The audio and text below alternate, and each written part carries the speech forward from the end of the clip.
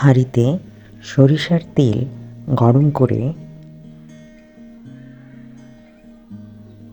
পেঁয়াজ কুচি,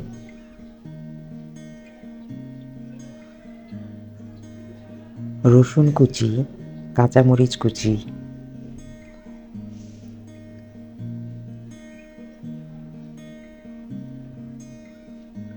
লবণ, হলুদ দিয়ে ভালোভাবে ভেজে নেব। ভাজা হয়ে গেলে দিয়ে দেব মুড়ি। মুড়ি আর মশলাগুলো আবারও খুব ভালোভাবে মাখিয়ে নেব। মাখানো শেষ হয়ে গেলে তৈরি হয়ে যাবে বেরেস্তা দিয়ে মুড়ি মাখা।